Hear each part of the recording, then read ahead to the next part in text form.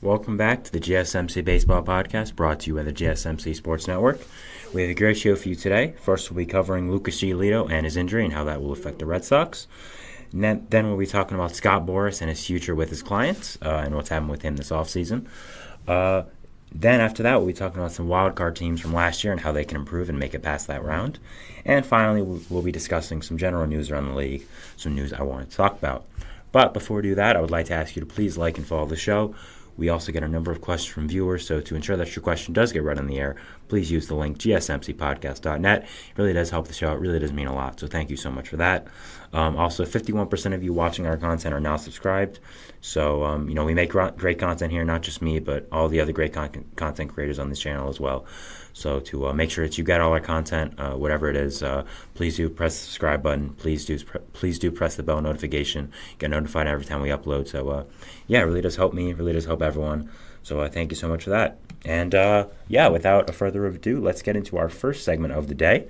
And that is going to be talking about Lucas Giolito and the Red Sox. So this morning, some news broke that Lucas Giolito was in danger of missing the entire 2024 season. We heard about him having to go to an MRI. We weren't sure how serious it was, but it came back pretty serious. And as Jeff Passan put it, he has a partially torn UCL and flexor strain, and in his words, could miss the entire 2024 season. Now, this is pretty unfortunate for the Red Sox, of course, considering Giolito was probably their one and only big free agent signing. Was brought in there on a 2-year deal, kind of a prove-it deal after a rough season last year with 3 different teams. Not often that you have a notable player play on 3 different teams. So, just how the situation fell for him. But, the Red Sox signed him to a 2-year deal, figuring there's a lot of upside there, and if he didn't fulfill it, they could just move on after a year or so.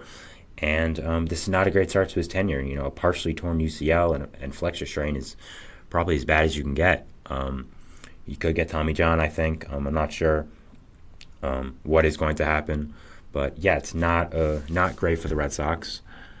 After that, we're going to talk about how much does this really affect the Red Sox. And we're going to talk about it here, but I think it affects them a good amount,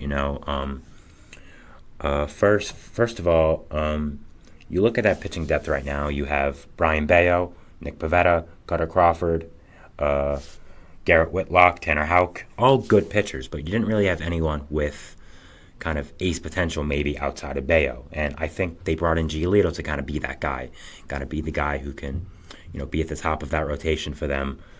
And, they already had made some adjustments with him in spring training about adjusting his pitches, his throwing motion, all that kind of stuff, just making him better from, the disappointment of last year. Because before that, he was a really good pitcher, for the White Sox when the White Sox were good. He was really good. He was one of the top deadline arms who got traded to the Angels, of course. So he was a really good pitcher very recently. It's just it kind of all fell apart as soon as he went to the Angels and the Guardians. So, the Red Sox brought him in as a kind of a frontline guy, and now losing him is pretty bad.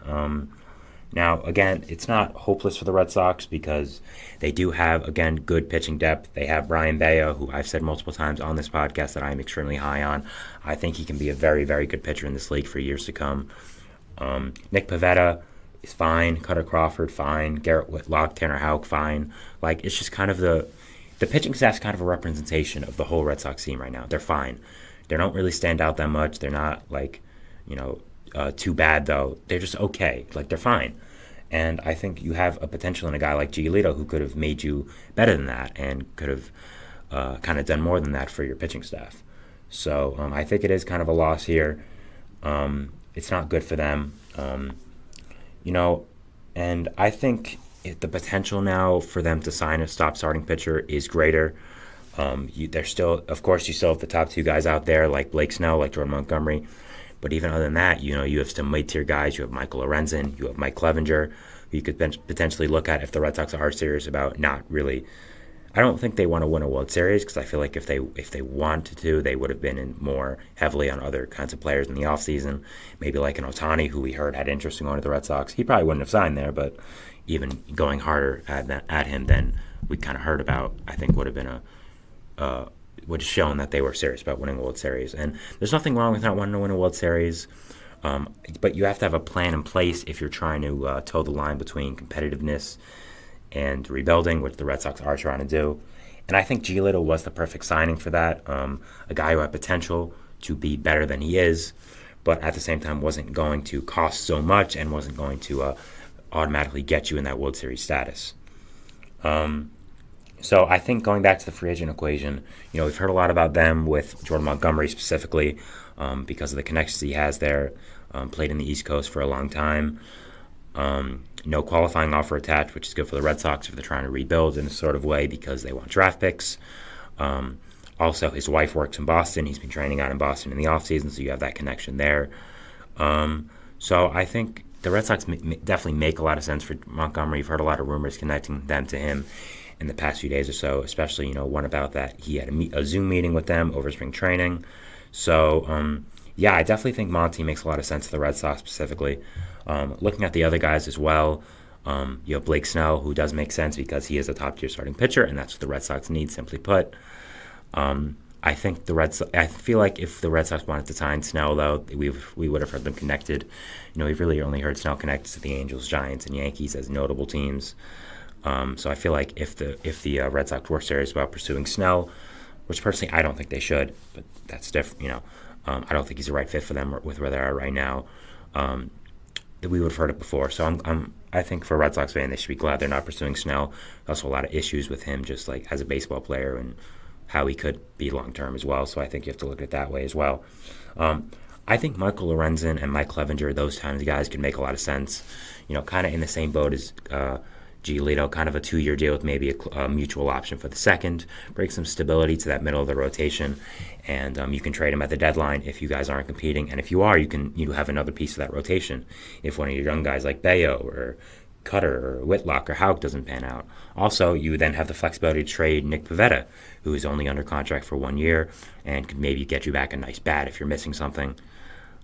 So I think that could definitely be a possibility. But, just talking about Clevenger has some personality risks. He has some, content character stuff. So I don't know if that's affecting his market. I would assume it is, but I don't want to go too deep into that. Lorenzen, I do think makes a lot of sense for them. I think he makes a lot of sense for any team that's really dealing with an injury right now. You can get him at a good price. He's not a guy that'll, cost that much, but really gives nice depth to that rotation.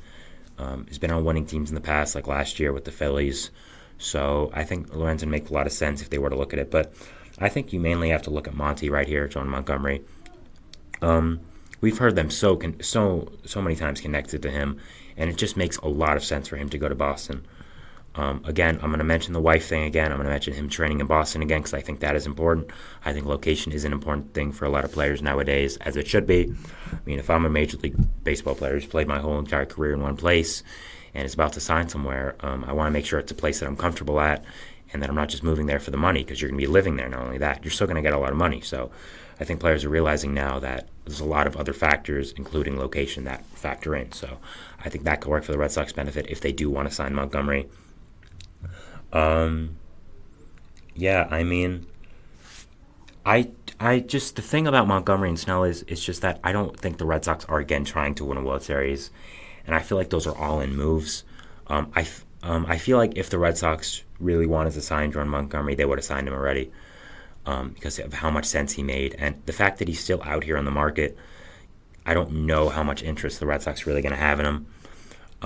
I think the Lucas Giolito injury and the potential that he is out for the rest of the year is a big deal and could affect them a lot. But I don't know if, I think it's just going to, I think the Red Sox potentially use this as an excuse to not try to be that good. And I'll say, here, look, we tried, we signed this guy, but he got hurt. Oh, well. I think that's just how the Red Sox have been these past few years, not being the big, mighty Red Sox we've known of them with the spending money. The biggest contract they've given out recently was Trevor Story, and he has not turned out very well. So I think you have to look at it that way as well. And, yeah, I mean, just the Giolito injury does hurt a lot. I think a lot of Red Sox fans are looking at him as a point of excitement for the season, seeing what he could build off of with this, with the Red Sox. He said in his press conference he signed there for specific reasons. specifically what the Red Sox had shown him that they can build off of him. They showed him what went wrong last year with both Los Angeles and Cleveland, and they thought, okay, you know what? We see something here. We know how to fix you, quote unquote, because he's not broken in a way, but he needed a lot of help. Just going off personally for it, with Giolito, just talking about him again. The Mets were interested in signing him, and I did a little bit. I've heard a lot about the Mets signing him. I thought the Mets were going to sign him, in fact, and I did a little digging on him. And personally, I was never a big fan of the signing. It wasn't really for injury risk, but just going off the baseball side. The thing I'd noticed with Giolito this past year or so was that his fastball had really decreased in how valuable it was, how effective it was, and if you're a guy like Giolito who really relies on that fastball overpowering people and being in a perfect location, I don't think it regressing is a great sign for your future. So I was never a big fan of the Giolito signing, and obviously I'm being proven right now, but still not for a good reason. You never want to see a player get hurt, especially one who's trying to get his career back around with Giolito. Dealt with some personal stuff off the field as well, which potentially could have affected him last year. So really unfortunate that he's trying to get his career off the ground again, and this just happened. So, yeah, really rooting for him. Hopefully he can come back from this injury and be strong with the Red Sox and perform well again. Other than that, just a little bit of an AL East outlook for the Red Sox now that we're talking about them. I still have them fifth. I don't think that's any big surprise. Again, I want to make it clear that I don't think the Red Sox are a horrible team. I really don't think so. They're just, in comparison to the other teams in their division, they're the worst. They're obviously worse than the Yankees and the Orioles, who are arguably the two best teams in the AL. I don't think anyone's arguing that. But even the Blue Jays and the Rays, those teams are still very good. And simply put, with the Red Sox, with how much question marks they do have in that rotation, in that lineup, they are fifth. Now, they're going to have a bright future. You have guys like Marcelo Mayer, Roman Anthony, Kyle Teel, Cedeno Rafaela coming up through the ranks, but Nick York as well. But that's not for next year, maybe the year after that. So right now, they're not. I don't have them going very far. I have them fifth in the AL East. I don't have them in a playoff spot, of course, because if you're fifth in the AL East, it's not possible you can make a playoff spot. So, yeah, just an interesting scenario for the Red Sox right here. Of course, not great with Giolito and what's going on with him. So, yeah, not a great start. I'd have the Red Sox right now probably in the third tier of teams. You have true contenders, which is Orioles, Yankees, and Astros, in my opinion. Then you have the really good teams. I would say that seems like the Blue Jays, like the Mariners, potentially the Rangers. And then after that, you probably have teams that are just... also, I'd put the Rays in there as well, even with the question marks they do have.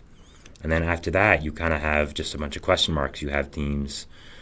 also in the second tier, I'd put the Twins. Sorry, I don't know why I'm forgetting teams. But in the third tier, you'd have teams like the Red Sox, like the Guardians, like the Tigers, like the Royals. Other teams as well, like the Angels, who are okay, but you don't really know what's going to happen with them. You don't really know how they're going to perform this year and all that kind of stuff. So, yeah, it's going to be very interesting to see what happens with the Red Sox now, where they go from here, how much the Giolito injury does affect them. And who knows, maybe this could all go away and he'll be fine, but I doubt it.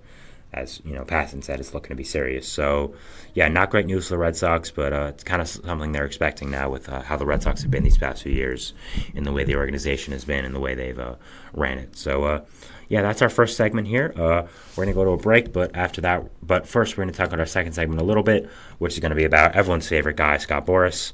So, yeah, we'll just talk about him, what's going on with him right after the break. So, yeah, we'll see you after then. So, bye.